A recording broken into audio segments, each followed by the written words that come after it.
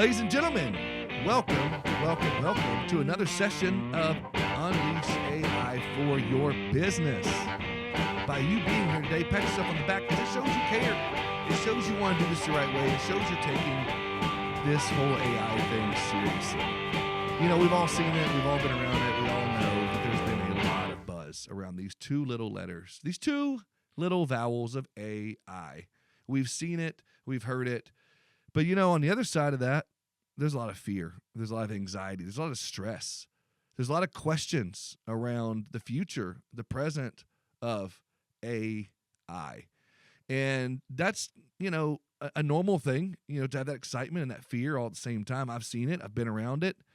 And especially since the emergence of ChatGPT, the emergence of tools like Claude and Gemini and Dolly and Midjourney and all of these different tools that have come together and shown us what AI and generative AI can really do. And, you know, I've seen it. I've consulted with people, small business owners, large business owners, whatever it might be, 1,000 times. You know, imagine this. Small business owner, they start hearing and seeing all of these things around AI, around generative AI, about ChatGPT, about whatever that might be, and they decide, oh, man, this can fix all my problems. I'm going to go out and I'm going to grab this thing off the shelf. I'm going to click the button that I saw on a reel or on LinkedIn or whatever it might be, and I'm going to buy this new tool. They go out, they buy it with all the best intentions, and they dump it on the laps of their staff, of their people, and they say, hey, this tool is going to solve all our problems. This is going to be the answer to all of our challenges. And you know how this story ends, or you could probably guess. It doesn't work. The team gets confused. The tool doesn't even get used, and the challenge is still there. And probably even more prevalent than it was before because they never really found the cure or the solve. And AI, but not because the tool was bad, not because the tech was bad, not because any other reason other than maybe they didn't get the right tool, or they didn't have a plan in place, or they didn't have buy-in from their team. Maybe this was a little extreme, or maybe this example hit home with you a little closer than you wanted it to, and maybe I stepped on a few toes, and that's okay, because I want to talk to you about that today. That's what I want to dive into with you today. This episode is sponsored by several good friends. Number one, in no particular order, but my good friends over at Smart Choice, the fastest growing agency network, hands down. And I just found out, you know, over 11,000 agencies across the country, 11 billion, probably more than that now in written premium. It's no wonder they're the fastest growing. It's no wonder that agencies want to work with them and partner with them, whether you need a couple of markets, or if you need a whole slew of markets, or you're just starting out, or you've been around a while, make sure you go check them out. They won't make you bring all your existing carrier partners underneath their umbrella. They just bring you the ones that you need and run alongside you and help you out. They don't have any fees, no startup fees, nothing like that. They help you with higher commissions, lower premium thresholds. I could go on and on. Just go to smartchoiceagents.com and tell them the mayor sent you. Also, my good friends over at Canopy Connect, go to usecanopy.com/Heath and check it out and learn why they are the one-click solution to getting deck pages you need to quote your prospects. And they have intake forms. They have a platform that helps you in so many ways. They are the game changer for your agency if you haven't brought them in for your prospecting and for your intake. And guys, you got to go check it out. Go to usecanopy.com/Heath. Also, my newest sponsor in MAV. You don't need a call center. Just use MAV. They are the AI-powered insurance expert that engages unlimited leads with friendly text to qualify, quote, to connect your prospects with the agents in your office. You hate running a call center, and your leads hate getting those calls. So why not use text messaging? You know, swap out your entire call center for one capable AI insurance agent ready company that delivers real results. Guys, go to hiremav.com. They help you with 50% lower cost of service, 30% higher lead conversion. You've got to go check it out. HireMav.com. Tell them the mayor sent you. You see, my name is Heath Sharon. A lot of people know me as the mayor of Insurance Town. I've been in the insurance industry for over 20 years now, and I've worn a lot of different hats. I've seen a lot of different things. I have sat in many different seats on the bus for my EOS fans out there, and I've seen so much there, from agency owner to carrier marketing manager to consultant, content creator, podcast host, keynote speaker. And in all of those different roles, I have seen the same thing. I have seen technology and how transformative technology can be when done the right way. But I've also seen how the flip side of that coin, how it can go horribly wrong, and how deployed the wrong way or without a plan, you see the example that we saw just a few minutes ago, where the best intentions, hey, here's this AI tool, it's going to solve all your challenges, it's going to solve all our problems, but there's no plan in place. There's no buy-in from the team, and it falls short, and things don't happen. So today I'm excited more than anything to be here with you. Thank you so much for being here with me, and I'm excited to spend some more time with you to help you navigate through what AI can look like for your agency, for your business, no matter what the business you're in. Not because I love this stuff, not because I'm some expert or I'm better at it than you, but because I want to make sure you feel confident in the strategies that you deploy, that you feel confident in making the decisions that you need to make, that you are prepared and you want to get your team involved. And let's talk about how we can do that together the right way. Guys, let's dive in a little bit. Again, as I mentioned, I've spent a lot of time in the insurance industry. And in that process, I've worked with small business owners from across multiple different industries, not just the insurance industry. And throughout my career, I've had an opportunity to step on some pretty cool stages, to be able to work with some small businesses, just like yours probably. And what we, have gotten into and what I have seen consistently throughout when it comes to this kind of stuff is what we like to call shiny object syndrome. You know what I'm talking about. And if you don't, let's break it down a little bit. We've all been there before. We've all seen that shiny tool. We've all seen that shiny object, whether it's been on LinkedIn, Facebook, TikTok, whatever it might be. And it's so exciting, and everyone's talking about it. Maybe, your competitor down the street deployed it, or maybe, someone you heard talking about it on the streets or at church or at the latest conference, how great it was, how it solved all of their challenges. And you think, I got to have it, I got to have it, I got to have it. So you go out and you purchase it. You get a little FOMO, that fear of missing out, right? You decide this is what's going to work for me in my business because it worked for somebody else. I got to have it. It's a beautiful, shiny object. I got to have it. I'm ADHD. I love shiny object syndrome. I love shiny objects. I love squirrel moments. I get distracted by them as well. So I'm here to talk to you about this from a place of experience on both sides of this coin. And today what I want to do for a few minutes first is dive into how we can overcome that shiny object syndrome when it comes to deploying AI in your business the right way. See, it doesn't start with the tool. It doesn't start with, oh, I saw this shiny object, I gotta have it. It starts with finding out what the real challenge is in your business. It starts with who are the people that's affecting this challenge. You know what I'm saying? It's coming down to, let's look at what our pain points are. Where are the biggest redundancies? Where is there a bottleneck in our processes? Where are we seeing the most challenge? Before you can purchase anything, before you can go out and deploy AI, before you can get buy-in from your team, you got to have those conversations first. Am I right? You got to be able to sit down with your team and say, all right, team, where's our biggest challenges? Where's our hurdles? Where's the bottlenecks? Where are you banging your head against the wall, so to speak, to solve this or that challenge? That, my friends, is where we need to begin this whole process. That is where the rubber meets the road before you can do anything else. And again, This is where I want to camp out for just a little bit, because it's not just about the tech. It's not just about that shiny tool. So I want to get practical with you for just a minute. So if you guys can lean in with me a little bit, and if you got some paper and you got a pen, maybe you could take a few notes. I've got my pen here. I've been taking notes in some other sessions. I got my paper here. I'm ready to go. So let's talk through this a little bit. Where do we begin? Where do we start?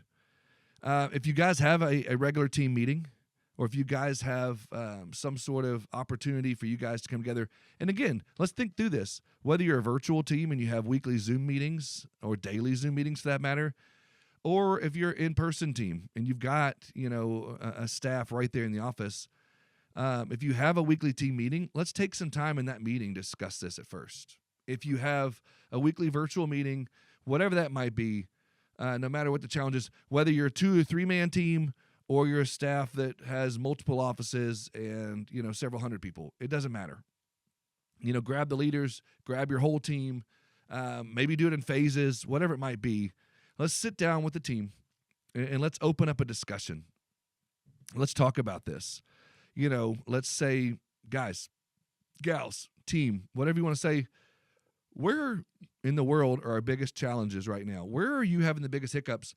Where are you having some challenges?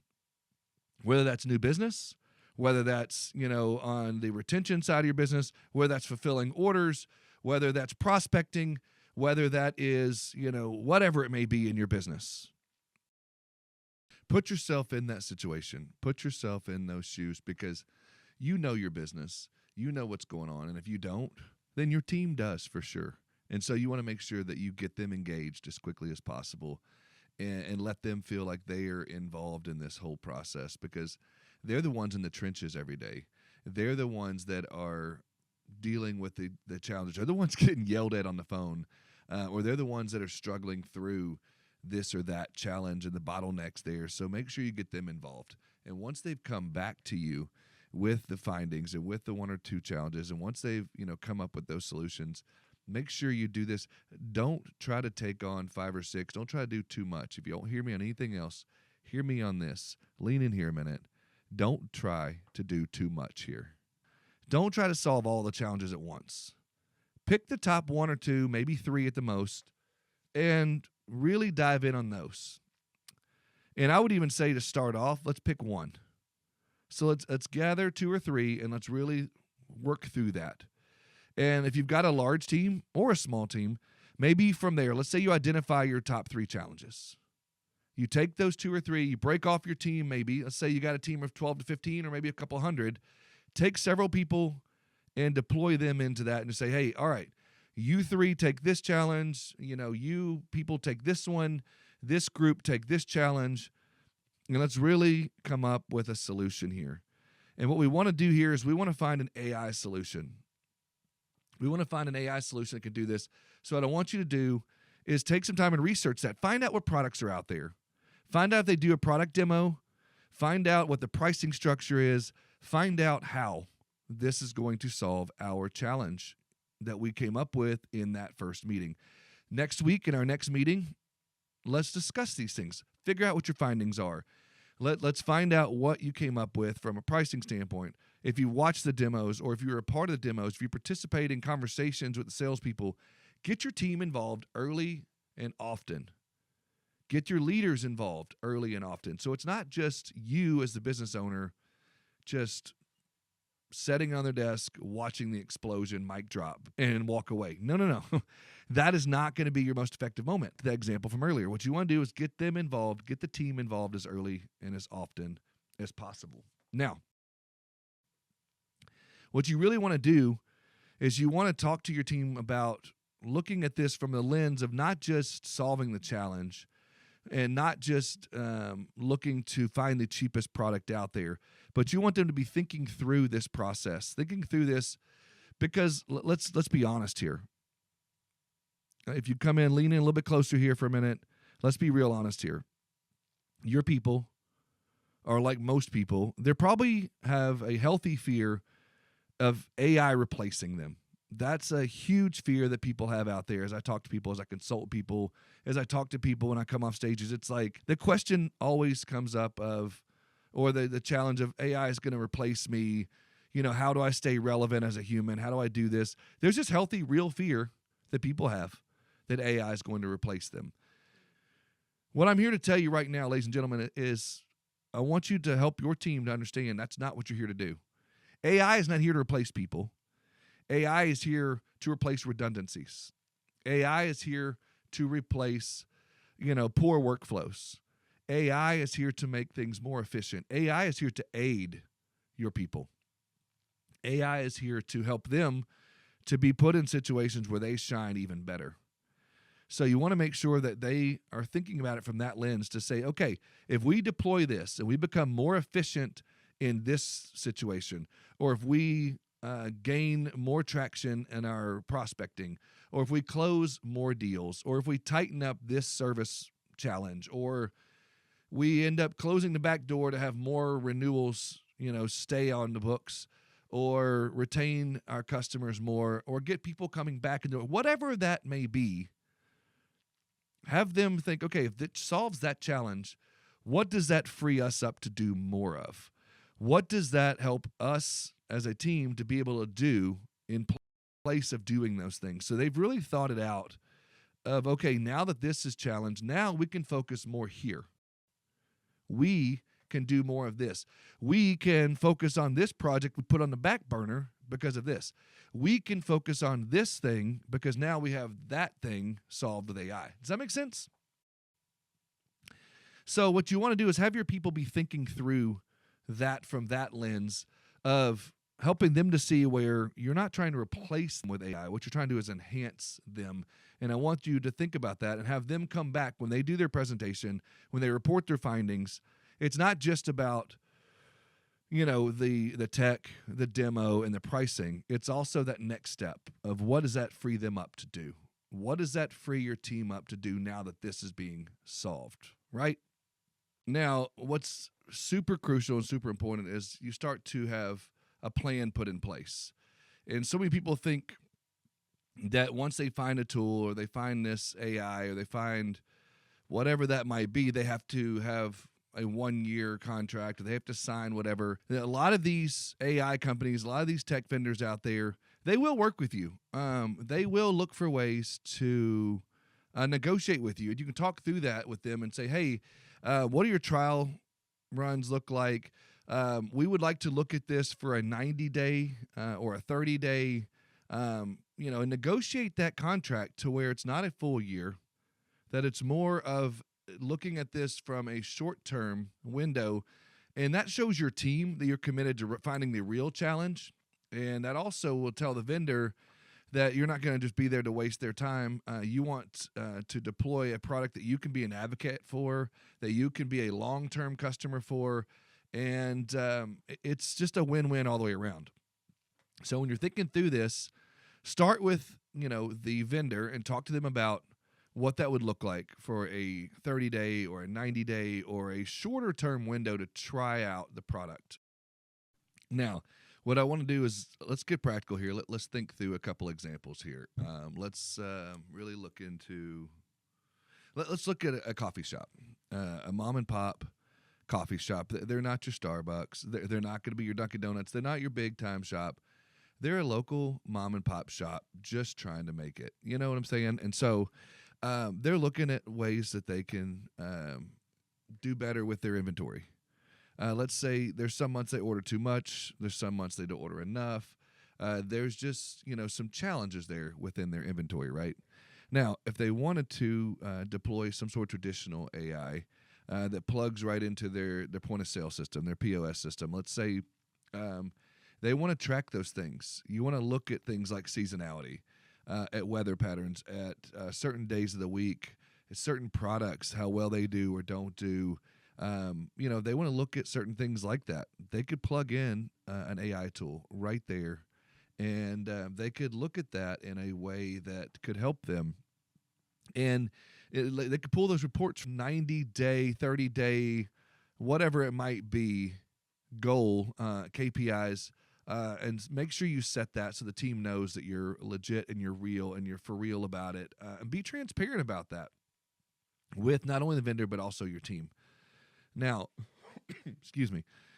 Now, what you want to do from there is make sure that once you've got that in place, once you've got the goals there, set realistic expectations, set realistic timelines in there.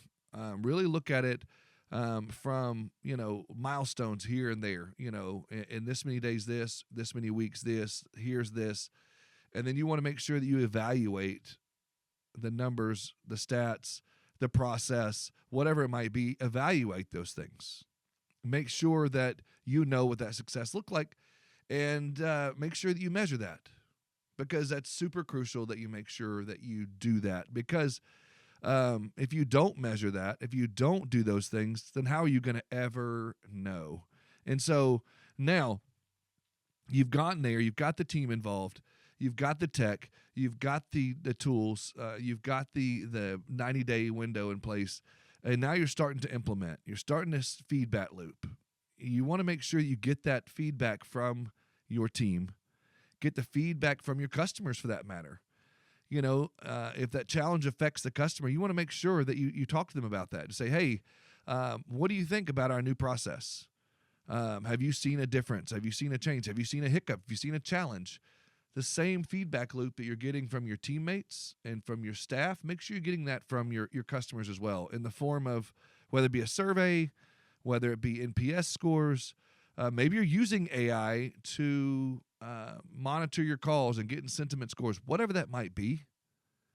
Make sure you have that feedback loop. Make sure you have that real-time feedback, because that's so important. So I really want us to think through a couple of things really quick and just get a little bit practical. And some of you may be asking the questions. Some of you may have looked this up before, but I just want to put this on the table just for a few seconds, and as we wrap up here, and just give you some examples and some ideas just to get the ball rolling and to be thinking about some things here.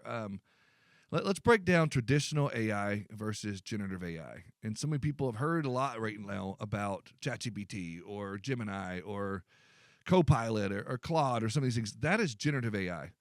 And you may have been hearing about AI for many years. That's more your traditional AI. Traditional AI, think of it like a really smart system that can make predictions based on historical figures, based on historical data, based on things that they've already seen. It can be like, I've seen this happen so many times, I can predict what's going to happen next here.